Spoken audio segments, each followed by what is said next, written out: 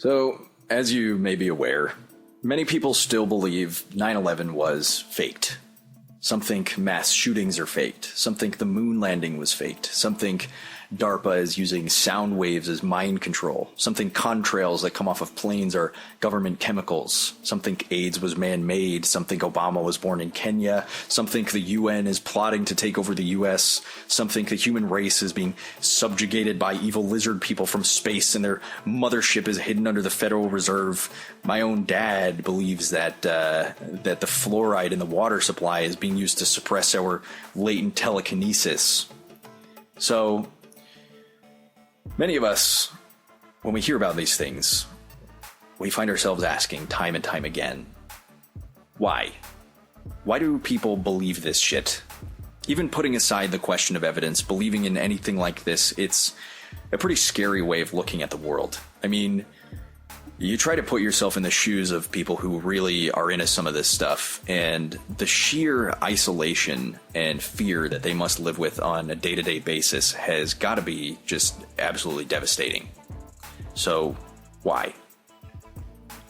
Well, at the risk of sounding like a douche, one of the biggest and most universal pains we feel as human beings is the pain of doubt.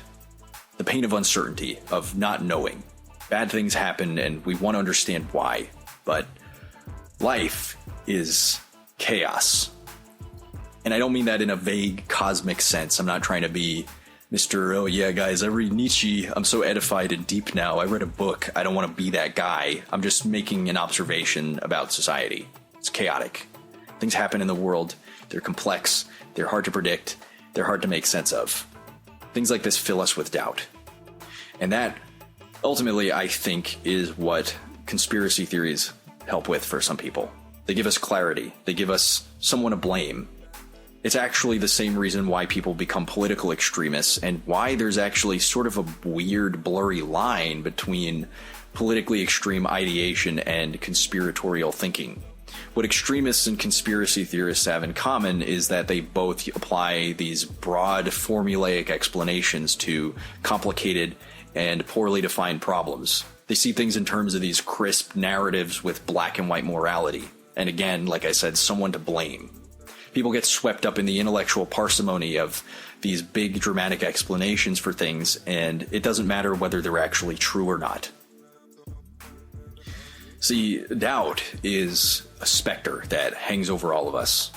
Basically, from the cradle to the grave, it's a burden that we all have to bear as intelligent beings. And oftentimes, especially in today's world where we're being constantly bombarded with reams of conflicting information that we don't know what to do with and can't ever hope to fully comprehend, that weight is too much to carry. While believing that tragedies are caused by a cabal of Jewish space lizards is both insane and terrifying, it also represents a kind of freedom. It's freedom from doubt. And that is why people believe.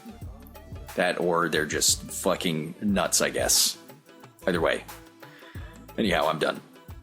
See ya, Space Cowboy.